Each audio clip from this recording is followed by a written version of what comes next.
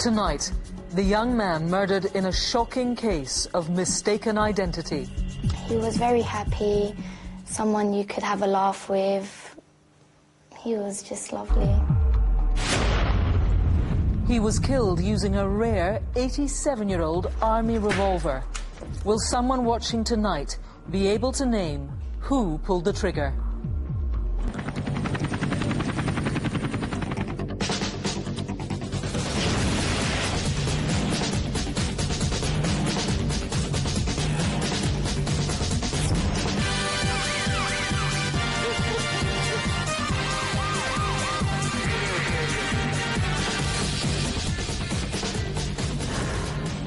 Hello and welcome to Crimewatch. We're going to have more on the murder of Ricardo Cunha in just a moment. But first, a look at some of the other cases that we need your help with tonight. The detectives behind me here want to know who deliberately set fire to a bungalow, killing 81-year-old grandmother Leah Brooke.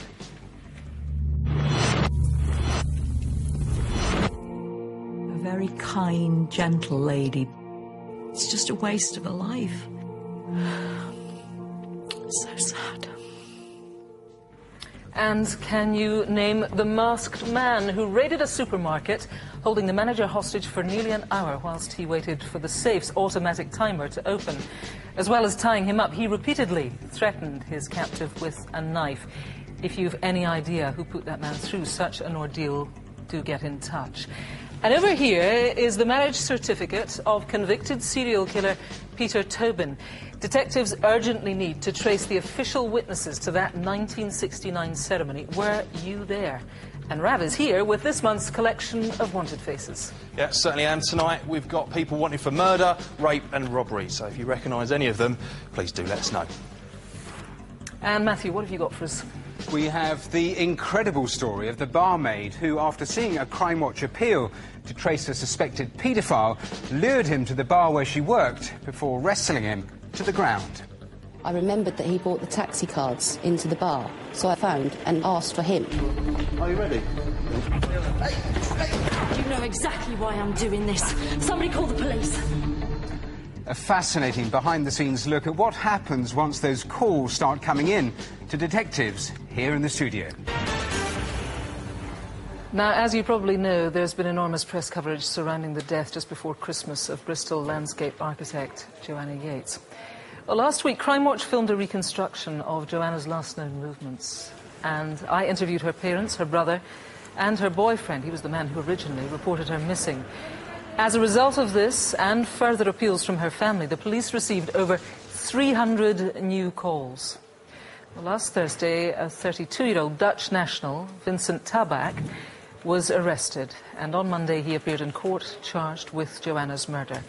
Well, with legal proceedings now active, we can't show you the reconstruction or the interviews with Joe's family, but we will, of course, keep you up to date with all the developments in this case.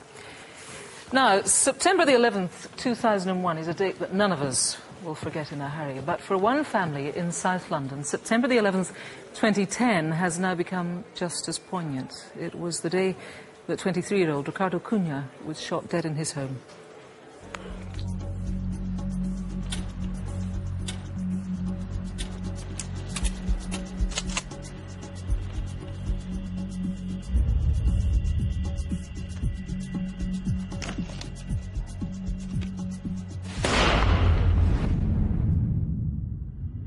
Everything is missing. Everything in my life is missing at the moment because he was my future.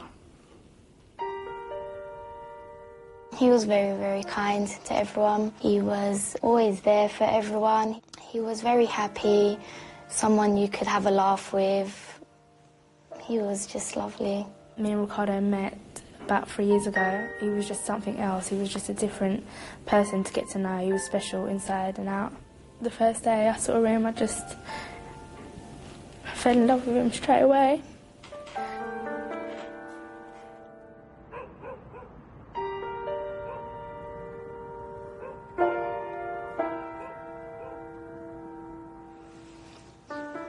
So you're going to watch football upstairs or down here? I forgot about the football.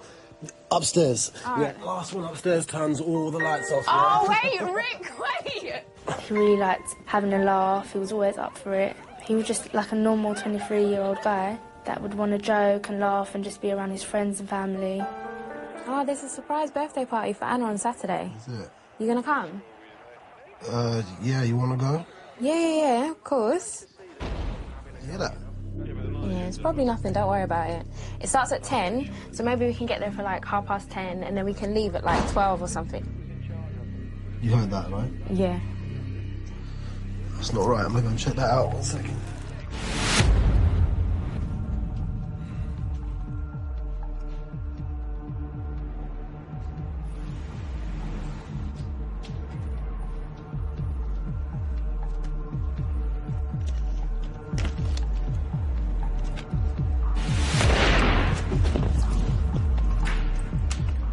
Ricardo? Rick? Ricardo! Oh my God! Emergency ambulance, tell me exactly what's happened. Can I have my boyfriend just come in the bedroom and he's bleeding?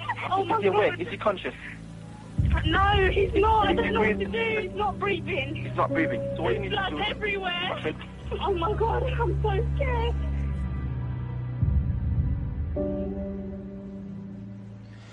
Ricardo died from a single gunshot wound to the head. But the bullet that killed him came from no ordinary gun. It came from one of these, a Webley .455 caliber revolver dating back to 1924.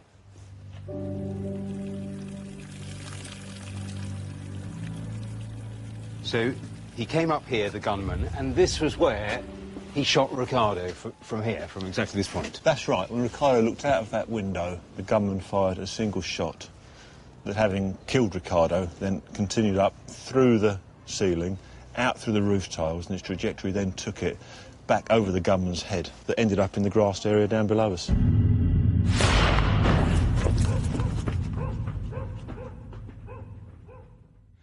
Four days after the shooting, a member of the public found this Webley revolver here on the Clapham Manor estate in South London.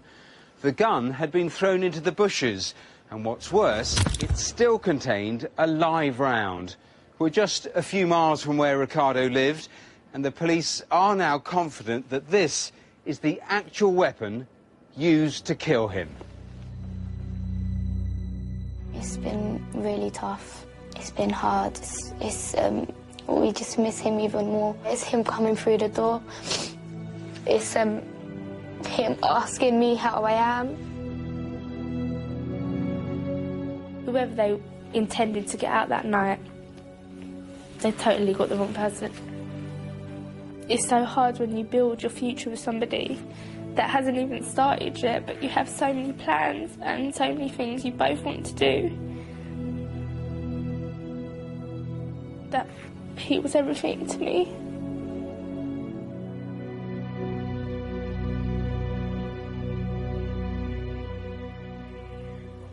Tragedy. Well, I'm joined now by DCI Nick Scola, who, as we saw, is leading the investigation for the Metropolitan Police. A terrible tragedy. How are the family coping so far? Completely devastated. Ricardo was incredibly close to his family, especially since the death of his father in 2007. His girlfriend Sapna and his sister Lily have been very strong in speaking out tonight.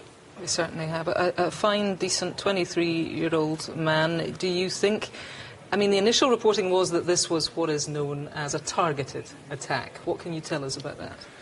The way the shooting was carried out does suggest it was a targeted attack, but we can find nothing to it. Well, there's nothing in Ricardo's life to explain why he was killed. He was an ordinary, decent, hard-working man who, like thousands of others, enjoyed playing Sunday morning football and the occasional midweek game of five-a-side. He'd never been in trouble with the police, and he had no criminal connections or associates. Obviously, we've got to consider that he was mistaken for someone else, that the attackers went to the wrong house, or that it was a robbery that went completely wrong. We do need to hear from anybody who knows why Ricardo or his home was targeted that night. Now, we saw there in our film, Matthew showed us this. Let's take a look at this. This could be, well, this is a really important piece of evidence, because it's a very unusual piece of evidence. Just tell us a bit more about it. This gun, a 1924 Webley revolver, was found by a member of the public nearby. What interests me about that gun is how well preserved it is. Our firearms expert called it out-of-the-box condition and suggested it may have been in storage for a period of time. It gives the impression of being a keepsake that may have been in the family since the war. Finding ammunition for a gun like this must be tough, no? That's right. Finding ammunition for an old gun is very difficult, and it's making criminal use of that kind of firearm increasingly rare, which is why I'm investigating that perhaps that gun was stolen in an unreported burglary around the time of Ricardo's murder. And you think it was maybe used as well at some point and run about the shooting? That's right. What I do know about that gun is the day before it was found by police, it was involved in another shooting. Right. That shooting, luckily no one was hurt in that shooting, and that shooting took place outside Picton House on the Clapham Park estate. OK. Now, Nick, very quickly, we want to take a look at some CCTV that you bought in. It's not great quality, but why is it important? This CCTV is taken in Tivoli Road, and it shows two youths walking towards the scene of the shooting less than 2 minutes before it happens. I'm satisfied that they would have heard the shot and would probably have seen people hanging around or maybe leaving the area. OK, so you want to trace those witnesses. That is really important. Thank you for now, Nick. I would please urge you at home, think of Ricardo's family, do the right thing tonight. It's clear, you saw it, just how much they are all suffering. I should tell you there is a £20,000 reward for information leading to a conviction, so if you can help, now's the time to call. Here's the number, 0500 600 600. Now here's Rav with his first batch of wanted faces. First up tonight is Crimewatch Singh Butt. Here he is, and he's wanted after a man was stabbed to death last month. 24-year-old Butt disappeared after the incident in Slough on December the 28th. He has connections in the Luton area, but could well be anywhere in the UK. Now, Butt, who may wear a dark head covering, has grown a full beard since this picture was taken. Now, this image of Butt, captured by CCTV cameras at Slough railway station just hours after the stabbing, shows how he may look now. Next, over here, is Anthony Raymond Conroy. Police would like to speak to 23-year-old Conroy in relation with a bank robbery in Herefordshire last September, during which a security guard was hit over the head with a stone slab. The robbers made off with more than £50,000 in cash. Conroy's from Liverpool and has a 2-inch scar on his right cheek and a 3-inch circular burn on his right arm. Number 3 on the board tonight is Sam Bailey. Officers from South Wales Police want to speak to 30-year-old Bailey after £40,000 worth of drugs and stolen car parts were discovered at his home address in Trehavard near Pontypridd. Bailey has a missing front tooth and has a tattoo of a dog on his right forearm. He's believed to have links to the travelling community.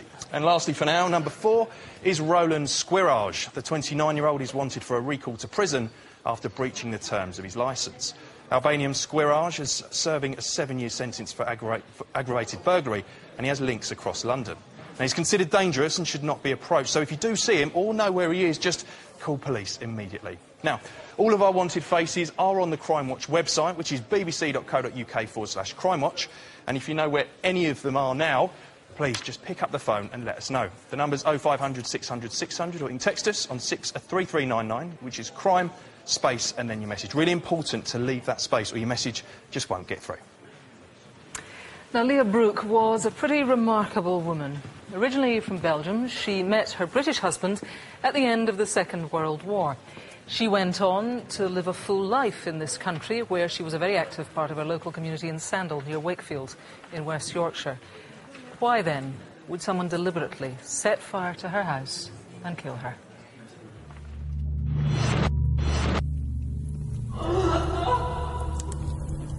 Hi, brigade. It looks like my neighbour's roof's on fire.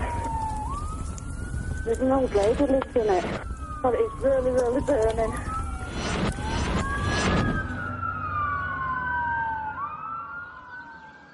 These are the quiet country lanes on the outskirts of Sandal near Wakefield in West Yorkshire. This is a peaceful area where the people are friendly and know each other well. But just over 2 years ago, someone committed a most shocking crime, a crime that devastated a local family.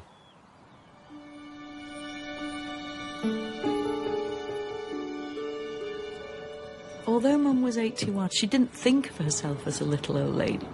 And she was very independent. She still went everywhere on her own. She still drove everywhere. It was taken for granted. Very kind, gentle lady.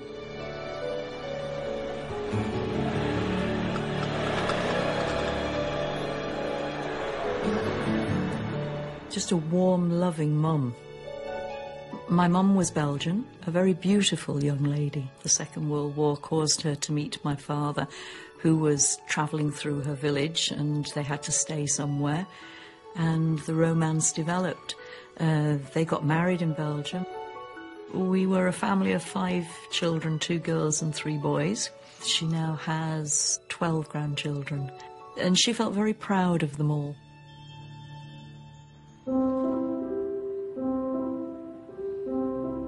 On the Sunday, she always went to the 9 o'clock mass. It was taken for granted. She always sat in the same place because she and my dad always sat there. The sun always shone through the windows in the roof. She knew everyone, and going to church was just part of her upbringing and part of her life.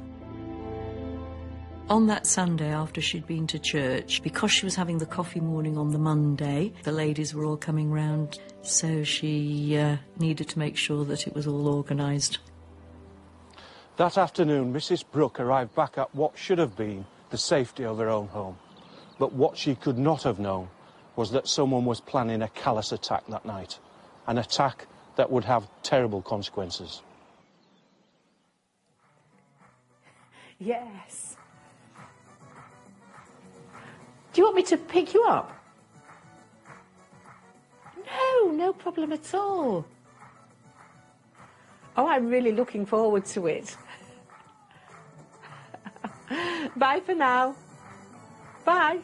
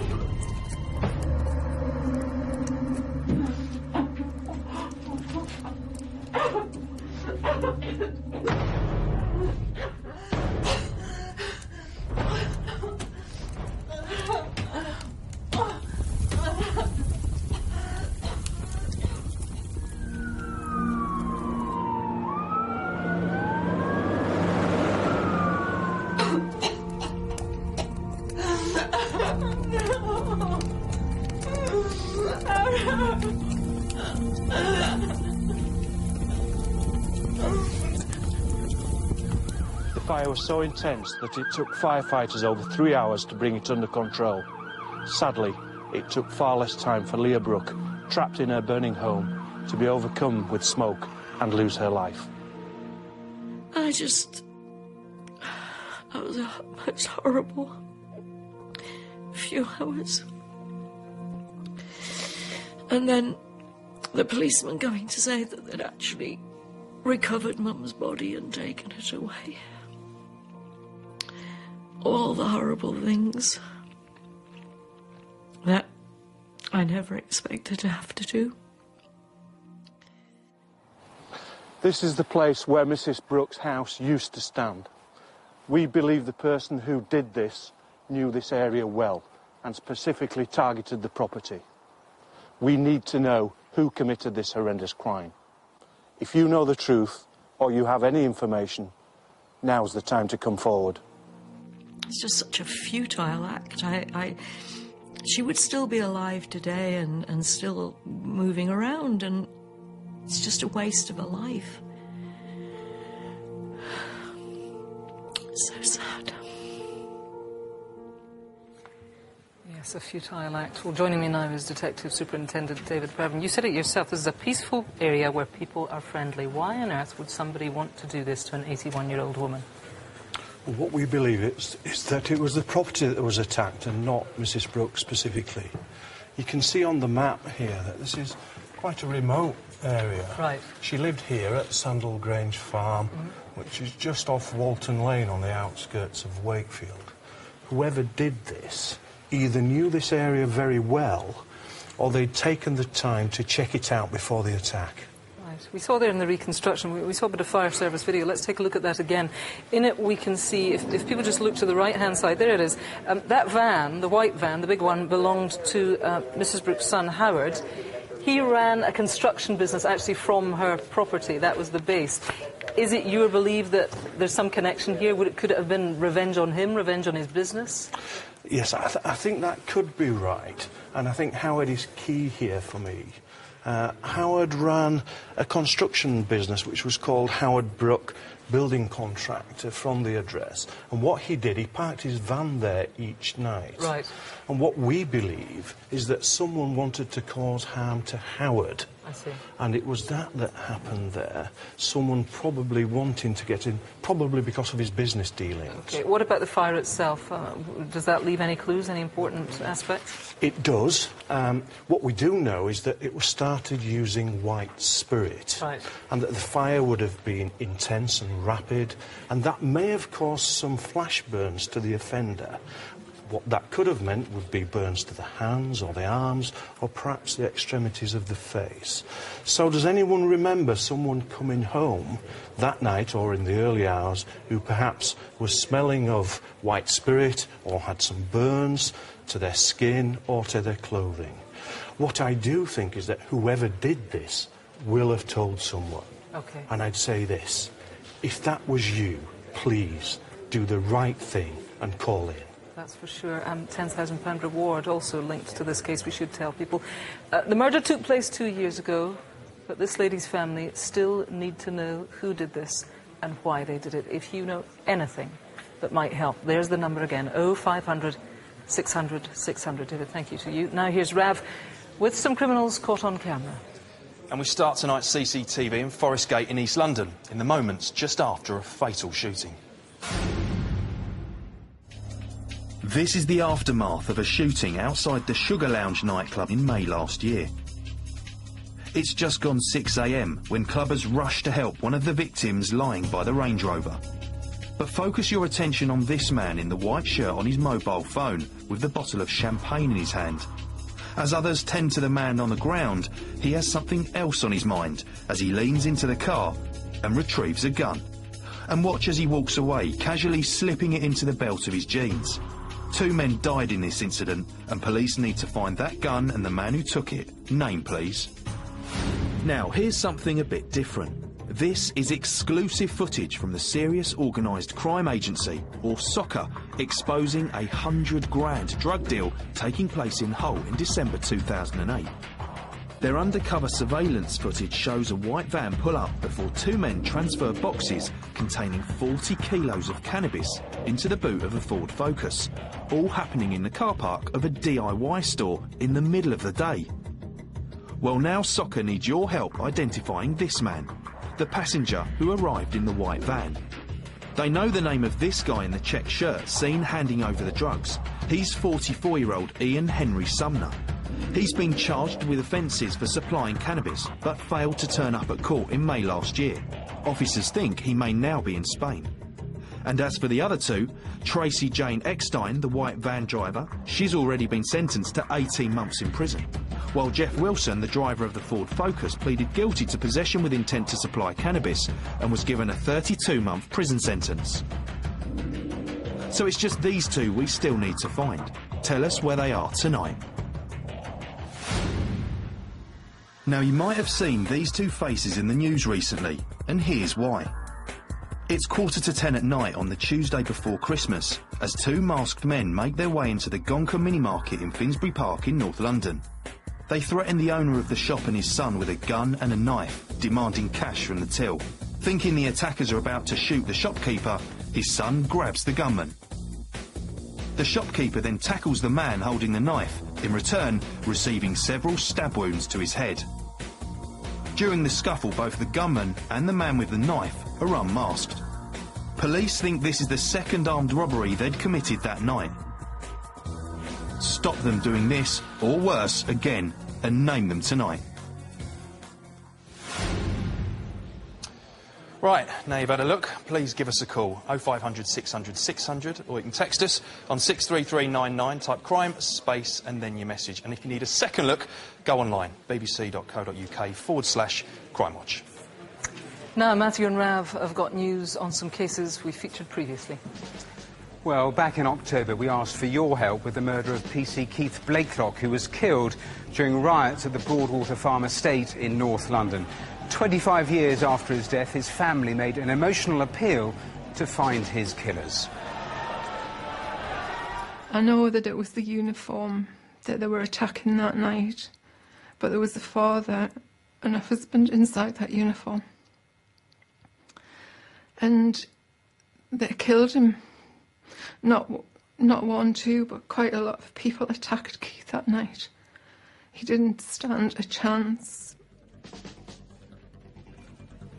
Well, as a result of that appeal, police received several very significant calls from people who unfortunately didn't leave their details, including one caller who asked to speak directly with the senior investigating officer. Well, tonight they're appealing for those callers to get back in touch. They want to stress that all information will be treated confidentially and there are systems in place to protect people's identities. Anyone with information should contact the police incident room on 0208 733 4613. There's also a special number for anyone who specifically wanted to speak with that lead detective on this case, John Sweeney. That number is 07906 38 0041, and those numbers can also be found on our website, bbc.co.uk/crimewatch. Now, this is footage of a man being punched in a nightclub in Warrington from Christmas Day 2009, which we showed you last June. Well, as a result of your calls, the offender was identified as 20-year-old Anthony Winskill. Last month, Winskill, who's from Warrington, pleaded guilty to actual bodily harm and was given a 6-month suspended sentence, 200 hours of community service, and ordered to pay his victim £800 in compensation. Nice one. Now, of course, being the victim of crime can be terrifying for anyone, but imagine being held captive by a knife-wielding attacker for almost an hour. That's what happened in our next case, and amazingly the whole ordeal was caught on CCTV. Well, DC Robin Aspin is working on the case. He's with me now. This whole thing sounds horrendous. Yes, well, basically at 5 a.m. on the 24th of September last year, the manager of the Co-op store in Hove in Sussex arrived to open up. As he unlocked the doors, he was surprised by a masked man armed with a knife. He was forced to the shop's office where he was tied to a chair. He was then told to open the shop's 2 safes. He was unable to do this, though, as they were on a time lock and they weren't due to open for another 45 minutes. Right, so the attacker decided that he was going to sit it out, really? Yes, that's right. As you can see from the CCTV footage we have from the shop's office, the attacker decides, once he's tied him up, to actually sit down opposite the victim. He then produces a second larger knife from the bag that he's brought with him, and he uses it to shred pieces of paper in front of him, all the time threatening to use the knife on him. And this went on and on until eventually, as you see, the safe did open? Yes, the safe eventually opened and the attacker filled his bag with over £20,000 in cash and made off, leaving the manager tied to the chair. Right, you say he filled his bag there. We can see the bag, and we also saw the knife. It was sitting on the worktop.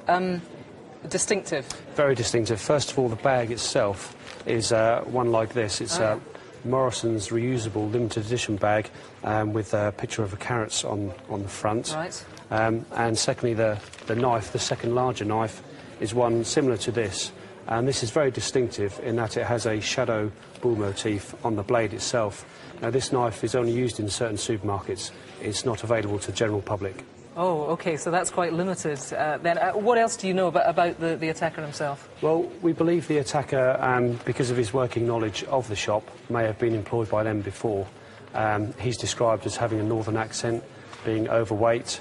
He was wearing grey frayed jeans, and an unusual characteristic is that he was wearing glasses with no lenses in them. OK, so he doesn't wear glasses, he was wearing a disguise. Exactly, yes. Okay. And the Co-op are offering a £5,000 reward for any information leading to the arrest and conviction of the attacker. OK, Robin, for now, thanks very much. So, can you name this armed robber who, as you saw, he terrified this victim for nearly an hour? Or do you recognise that distinctive bag or the knife? If you do, get in touch tonight. Call us on the usual number. It's 0500 600 600. And if you've been a victim of crime, there is the victim support line there on 0845 30 30 900. Right, I want you to come over here and take a little look at this. Do you know this man? Or maybe this man? Or maybe this man? He seems to be suffering from something of an identity crisis. A special police operation has uncovered a haul of fake IDs, including over 40 items bearing the likeness of this one man. Who is he?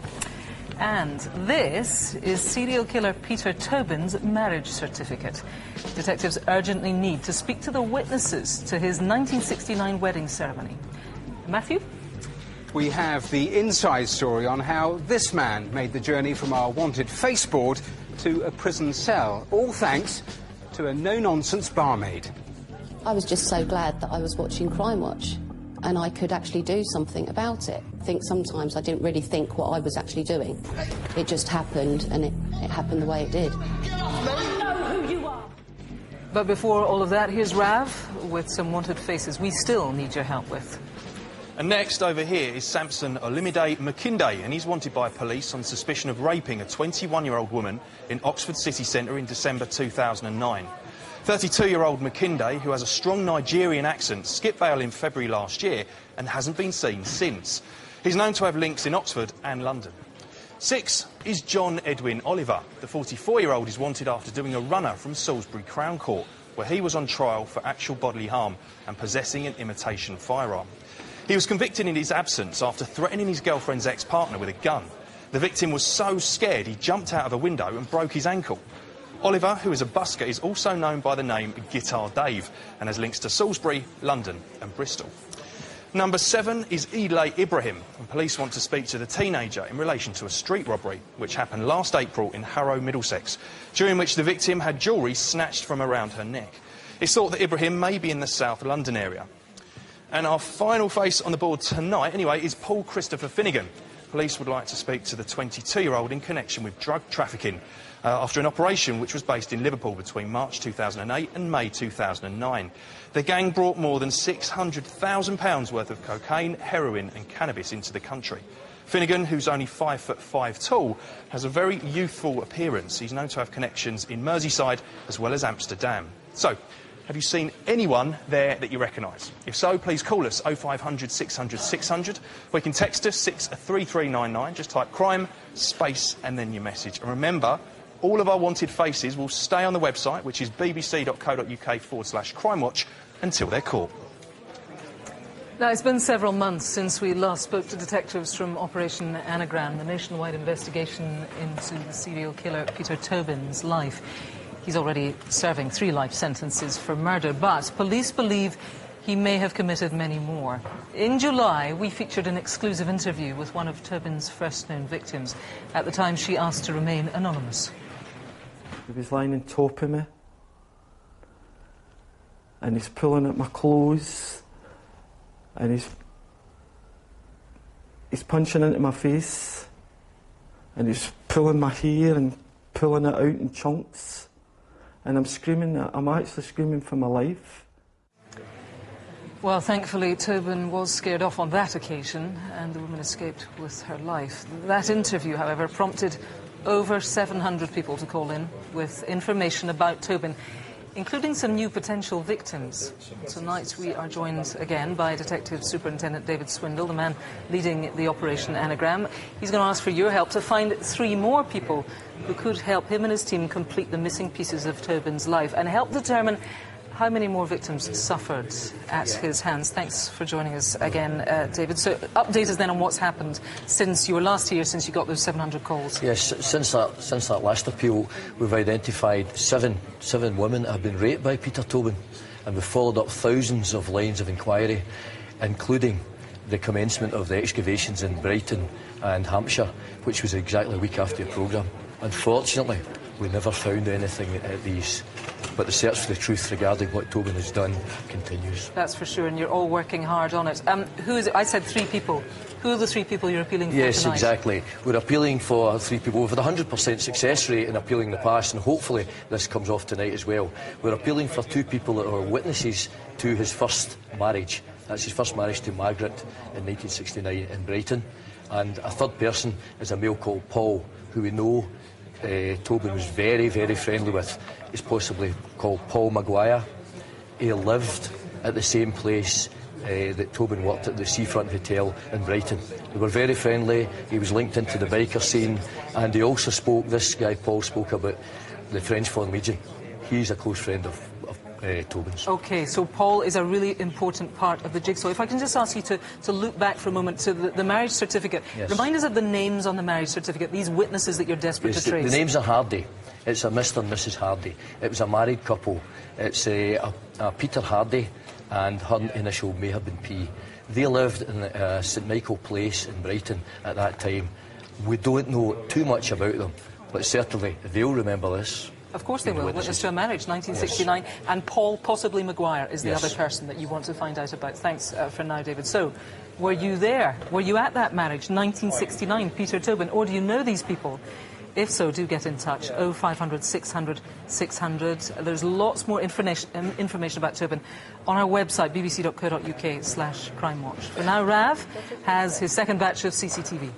And we start this time in Alverley in Shropshire, where last August 2 blokes seemed to be having a spot of bother. Oi, oi, what are this pair up to? They seem to be locked out of the house, and so they should be. It's not theirs. They're wearing some colourful matching T-shirts, but they're not exactly enjoying a purple patch as they fail to notice the security cameras the homeowners had installed following a previous burglary. The pair case the joint before trying to jimmy open the window, but in doing so, they set off the burglar alarm and decide to scarper. Help police catch this pair of purple perils tonight. It's early morning in a shopping centre in Aylesbury, Buckinghamshire. This man seems to be feeling the cold, staying wrapped up warm even when indoors. It's just after 9 AM on a Friday morning last October, when he walks into the Ernest Jones Jewellers, where 2 female shop assistants have just finished putting out the displays. Now the reason for his covering up becomes clear. He grabs one woman and roughly drags her around the counter, threatening both her and her colleague with a large knife. With the women left cowering on the floor, he empties the cabinets and makes his escape, stealing a total of £30,000 worth of jewellery. These women were left terrified by what happened. We need to find their attacker tonight. Name, please. This is footage from a hidden camera filming from inside the front doorway of a pensioner's home in Blandford in Dorset. The CCTV was put up after she was targeted by distraction burglars. It's a Saturday lunchtime last April, and the elderly homeowner answers the door to a woman who says she's lost her dog. She asks whether she can come through and check the backyard for her pet. While the homeowner is away helping her, a man slips into the house, before leaving a few minutes later. The woman, who didn't find her dog, follows shortly afterwards. After they'd gone, the pensioner noticed an envelope containing cash and money from her purse had been taken. The police want to speak to these 2 urgently. Tell us who they are tonight. Inside a bookmaker's shop in Porthcawl in South Wales last July. But this guy isn't here to place a bet. He leaps over the counter and threatens the staff with a large knife. He made off with £700, but I bet he didn't bargain on this camera capturing a great shot of his face. Become the bookie's favourite and name him tonight. Well, if you recognise anyone, you know what to do. 0500 600 600, or you can text us on 63399, type crime space, and then your message. Now, take a little look at this collection of fake ID documents. It's not obvious at first sight, but every one of them features the same individual, albeit in a variety of guises. He seems to have quite a few names too, but none of them, according to police, are likely to be real. Well, the Met's Detective Inspector Gary Miles is here now to explain how you can help. We're all concerned, preoccupied sometimes, about this thing called identity theft. What is it that you and your team do to try to combat it? Well, Amber Hill is the only unit in the world that is dedicated in getting to the bottom of these so-called identity factories and the people that use the documents they make. After the initial raids, we take all the documents, take the information from it and put it onto our database, which now contains in excess of 40,000 items. We then share that information with other police forces and financial institutions like the banks. And together we're not only preventing those documents from being used, but also trying to trace the individuals that are using them now. Now, you see, the worrying thing is that even if somebody's face appears on fake, counterfeit documents, it doesn't mean that that person themselves, that their face has got anything to do with crime, does it? No, not at all. We need to find out who they are and why their faces are on these documents. But they could be completely innocent. They may have had their identities hijacked. Or they could be involved in illegal activities. Yeah. We just don't know. Now, you use this great phrase, identity factories. There are some of these factories that are very slick operations, doing pretty difficult to detect work. Some of them not so professional. Yeah, we see various forms of documents from different countries, driving licences, passports. Some of them are of very high quality, but others are not quite so good. Now, as an example, and hopefully not giving too much away, this is a genuine UK passports, okay, and these are counterfeit books. Okay. They should all be the same size. If I put them together, you can immediately see that there's something wrong. Yeah, you can. Now, you've got 5 faces here tonight that are crucial to you and your team. You're trying to get to the bottom of who these 5 people are. Tell us more. Well, these 5 are all on our database and have all been linked to multiple documents. Now, as I said before, they could be innocent. We don't know who they are or what they're doing with these documents. So we'd urge the public, if they see them, not to approach them, but to contact us. OK, and people can have a closer look at that on our website. If you've got any idea who the people featured in these documents might be, we would love to hear from you. It's the usual number, 0500 600 600. And as I say, if you want to take a closer look, because that was a bit quick, at the images on our website, it's bbc.co.uk/crimewatch. Now, more news on cases that you've already helped with. Well, in March last year, we featured the case of Mike Silcock. The 30-year-old off-duty police officer died after being the victim of a hit-and-run during a night out in Stockport in March 2009. The car involved was later burnt out in an attempt to defraud the insurers. Well, as a direct result of calls to the programme, the person responsible was identified, and yesterday the driver of the car, 26-year-old Stephen Benson from Withington in Manchester, was sentenced to 4 years and 2 months after admitting causing Mike's death as a result of careless driving. He also admitted conspiracy to commit insurance fraud and will be disqualified from driving for 5 years on his release from prison. Now, 2 other men, 30-year-old Thomas Joyce and 31-year-old Darren Hamilton, both from Burnage in Manchester, pleaded guilty to conspiring to defraud the insurance company. Joyce was sentenced to 13 weeks in prison and will be disqualified from driving for 2 years on his release. Hamilton, who was the owner of the car which killed Mike, was sentenced to 21 weeks in prison, and he'll also be disqualified from driving for 2 years when he's released. Now, Mike's family said they would like to thank the witnesses who had the courage and decency to come forward after that Crimewatch appeal. Now, we featured this man, Byron Toner, on the Wanted Faces board in November 2009. Police were looking for him after he did a runner from court where he'd been found guilty of raping and assaulting a 19-year-old woman. Now, these are CCTV images of him fleeing from Liverpool Crown Court in October 2009. Well, last month, 27-year-old Toner was arrested, and 2 weeks ago he was sentenced to 6 years in prison. Now, as you've just seen, your calls and texts can help crack some of the most difficult cases, and they were just as crucial when, back in March of last year, they finally revealed to detectives the whereabouts of Glenn Tranter, a suspected paedophile, who'd been on the run from the police for months. The officers in the studio that night had been hopeful that someone watching might know where he was, but they could never have anticipated just what would happen next.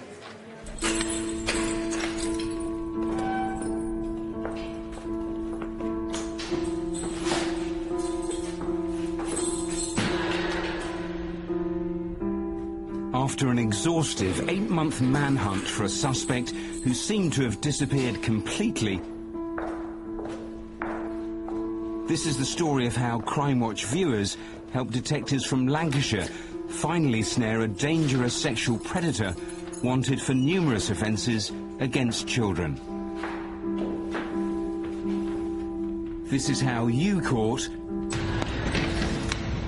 Glenn Tranter. was a pretty routine investigation for us, really. Back in June 2009, we received some quite serious allegations against Glenn Tranter of a sexual nature, those offences committed against children. Mr. Tranter? It was time that Glenn Tranter was brought into custody for interview. It was actually my first case as a detective. During the interview, he denied all the allegations that we put to him and he didn't seem fazed by any of the questions that we asked him. I've done nothing wrong whatsoever. I don't know why anyone would make these allegations against me. During the interview, he was very calm, very relaxed, but at the same time was very defensive. Mr. Tranter, before we terminate this interview, is there anything else that you would wish to add? No. Can I go now? The evidence at that precise moment in time was insufficient to charge him with any criminal offences, so we were forced to bail him whilst we built a case against him. Knowing it was only a matter of time before detectives had enough evidence to charge him, Tranter wasn't about to hang around. Seizing his chance, he went on the run.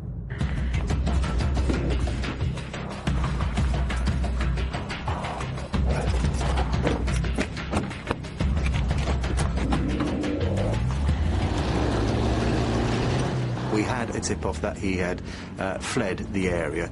We were really concerned about this because here is a man who poses a huge risk to the general public and to children, the most vulnerable people in our society. Given the seriousness of the allegations against him, we put into motion immediately efforts to try and locate him. We circulate him as wanted. He goes onto the police national computer. Wherever he is stopped and checked throughout the United Kingdom, it becomes known that he's wanted by the Lancashire police. We continued those investigations looking into his mobile phone usage, his bank accounts, worked with his insurance company regarding his car. But we just drew a blank on all of those inquiries. Originally from West Yorkshire, Tranter had connections with Slough and the Thames Valley area, and it was there that police concentrated their efforts. We contacted the local police in Thames Valley, who were able to tell us that during the summer of 2009 his car had activated a camera entering their area, but had never shown it to leave again. We knew that historically he had connections in Slough. We suspected that he was working in the Slough area, perhaps under an alias. But after months of extensive inquiries, detectives finally exhausted all their leads. Unable to trace Tranter and fearing he could offend again, they turned to Crimewatch. Tranter was a strange individual who, if you ever met him, he would leave a lasting impression on you. His personality would be one that you wouldn't soon forget. And we felt that by putting him onto Crimewatch, anyone that had met him would recognise him again and would hopefully get in contact with us.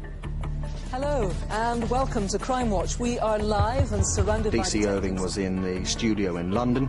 We were in contact with our colleagues in the Thames Valley Police District, especially Slough, and in the communications room in Burnley we had a team of officers manning the telephones. Let's join Rav with the first of this month's Most Wanted. I was very nervous and I was hoping more than anything else that someone would pick up the phone and tell us where he was. Number 2 here is a nasty piece of work. He's Glenn Tranter and he's wanted for 8 charges of sexual offences against children. He has links to Lancashire and the Thames Valley area. Within minutes of his picture being shown on the programme, the phones were lighting up. There was plenty of calls coming in, directing us and telling us that people had seen him and they knew where he was. Great response on the faces already, in particular number 2. This is Glenn Tranter. Check this, over 40 calls so far. As we thought, Tranter had left a big impression on a lot of people. A lot of people recognised him from seeing him months before. It was absolutely fantastic response. Michelle Mackenzie was one of the many Crimewatch viewers watching at home who instantly recognised Tranter's face. I work in a bar not far from where I live, and this man came in one afternoon giving cards out to the customers and to the staff, doing taxi rides to the airport. Would you mind handing out a few of these for me? Oh, not at all. Airport taxis. Oh, lovely. Glenn, that's me. Nice to meet you. Cheers, nice to meet you.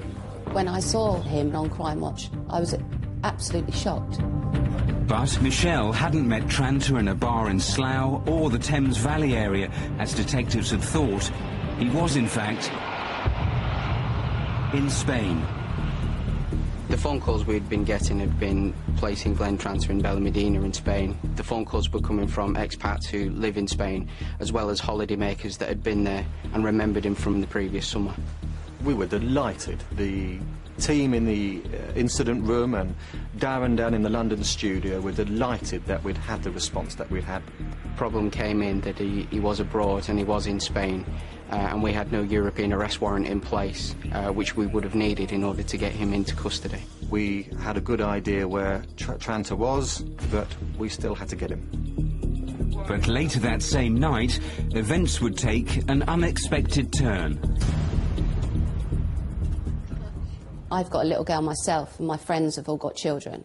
And this man is walking around, and he could reoffend either here or go somewhere else. So I knew that something had to be done, and he had to be caught. So, immediately after seeing Tranter on Crimewatch, Michelle took matters into her own hands. I remembered that he brought the taxi cards into the bar. So I phoned and asked for him. Is that Glenn? Can I have an airport pickup from Sizzle's bar, please? It's for Michelle. I worked at Broadmoor, the hospital, so I knew that I would be able to handle, well, I hoped I would be able to handle the situation. Taxi for Michelle. Won't be a minute. Having a good time, man? Yeah. It's a great place. Yeah. Are you ready? Good. Off we go. Hey! What the hell are you doing? Get off me! I know who you are! What do you mean? I know exactly what you've done, and you know exactly why I'm doing this. Somebody call the police.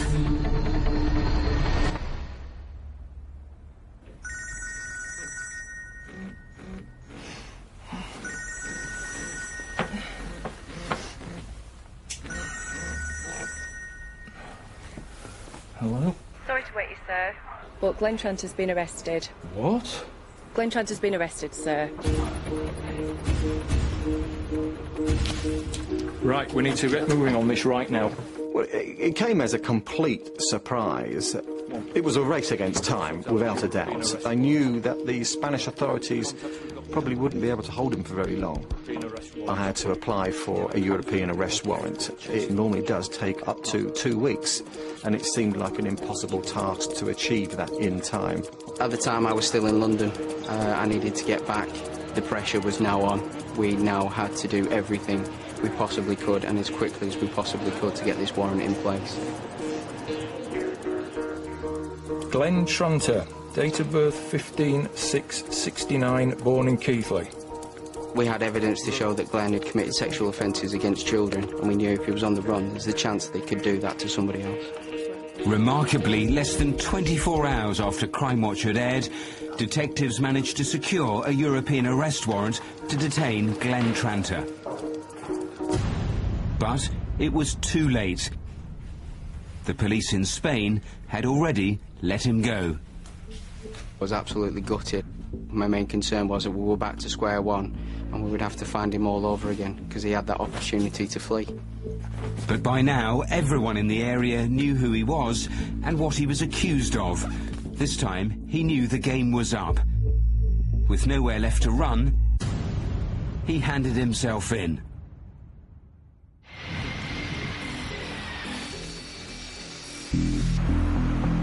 After spending months on the run, Glenn Tranter was finally flown back to the UK and straight into police custody. Pleading guilty to the charges against him, he was sentenced to 6 years in prison. Glenn Tranter did think he was above the law. He had treated us with contempt. He had fled Lancashire, fled the country, and thought he was an untouchable. I was just so glad that I was watching Crimewatch, and I could actually do something about it. I think sometimes I didn't really think what I was actually doing. It just happened, and it happened the way it did. Crimewatch played a massive role in locating Tranter. Without the phone calls that were coming in, I don't think I'd be sat here today knowing that he'd been convicted and was in prison. Michelle, we salute you. Don't you love Crimewatch viewers? I mean, you literally could not make this up. It was incredible. We often say one call can make all the difference. Here, the people that made the call then set a trap for Glenn Tranter and then actually caught him. It was astonishing. It has to be said the Spanish police who arrived at the bar originally didn't quite know what to make of it. They had people rushing up to them saying, we've caught this guy who's just been on Crimewatch, and they didn't really understand. But someone in the bar remembered he was recording the programme at home, so he rushed off, got the DVD, gave it to police, they watched it, they realised. And the programme ended around 10 o'clock. By 2 a.m, Glenn Tranter is sitting there in a police cell. I think it's one of our fastest ever. Well, you say fastest, actually, maybe almost a bit too fast as it happens. Yeah, and almost the wrong way round. They had their man before they had the arrest warrant, because remember, Tranter hadn't committed any crime in Spain, so the police couldn't hold him without having that arrest warrant. Now, normally that takes about 2 weeks. Here, Lancashire police worked with the CPS, with Interpol, with SOCA, with the Spanish police, all flat out to get a judge to sign this arrest warrant within 24 hours. I mean, it was quite some achievement. They managed it, but as you saw in the film, it was still too late. They'd released him.